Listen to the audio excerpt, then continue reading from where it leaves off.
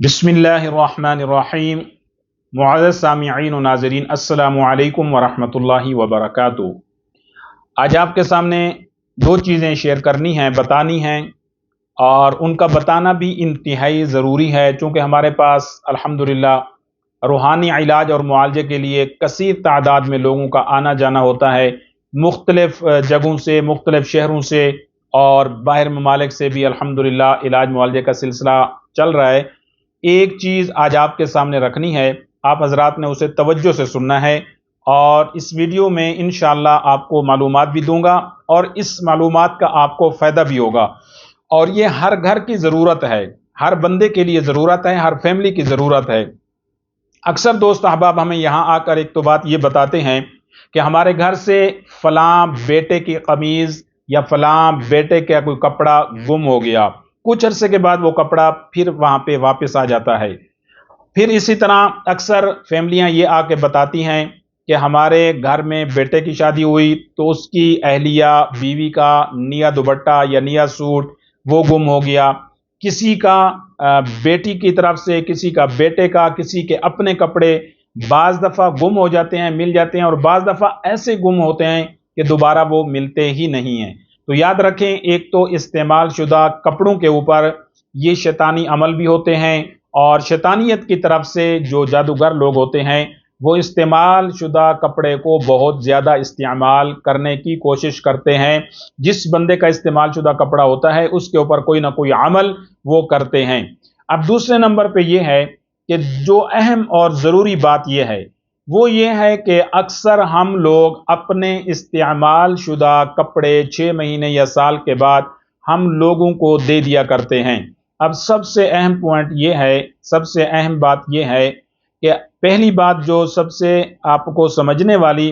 कि अगर हमारे घर के अंदर शैतानी या जादू के या सिफली अमलियात या जिसके कपड़े हैं उसके ऊपर कोई अमल वगैरह है, तो वो कपड़े इस्तेमाल शुदा जब हम किसी को देंगे तो याद रखें फिर उन लोगों के लिए ख़तरा है, उन लोगों के ऊपर वो अमल जा सकता है, उन लोगों के ऊपर भी असरात हो सकते हैं। दूसरे नंबर पे कि हम इस तरह से कपड़े बाज़ दफ़ा बेच देते हैं, लोगों को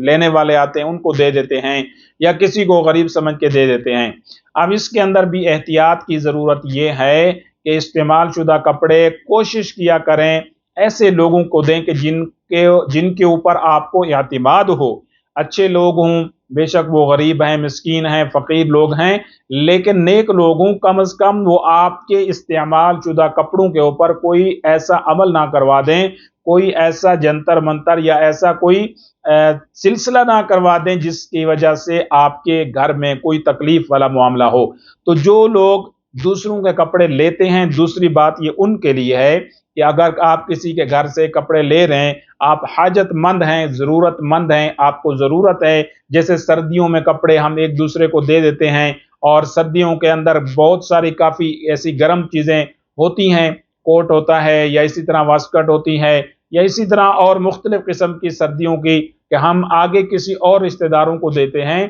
तो जो लेने वाले हैं वो भी एहतियात किया करें कि अगर देखिए उनके घर के अंदर कोई जादू या शैतानी मखलूक़ात का बसेरा या उनके अंदर कोई जादू के मरीज़ हैं, तो आप लोगों को उसमें एहतियात की ज़रूरत है। आप अगर बिलफर्ज वो कपड़े ले भी लेते हैं तो कम अज़ कम उन कपड़ों को अच्छी तरह से पाक करना है, उनको 3 मरतबा धो लेना है, और फिर जब भी आपने कपड़े पहनने हैं तो ये आपने लाजमी करना है कि 3 मरतबा आयतल कुर्सी अपने ऊपर लाजमी पढ़ लें, और सूरह तारिक वस्समाई वत्तारिक 11 मरतबा पानी पे दम करके, अगर किसी और के आप कपड़े इस्तेमाल कर रहे हैं, आपको कपड़े मिले हैं कहीं से, तो कपड़े पहनने के बाद कोई भी कपड़ा है तो आपने सूरह तारिक का दम शुदा पानी अपने पूरे जिस्म पे बमाए कपड़ों स्प्रे लाजमी करना है। इसका फायदा ये होगा कि जिसने आपके साथ भलाई की है, और अच्छी बात है कि उसने आपको कपड़े दिए हैं, भलाई भी की है, फायदा दिया है, लेकिन मुमकिन है कि उसके ऊपर कोई जादू या जिन्नात का असर हो या कोई शैतानी मखलूक़ात का असर हो सकता है,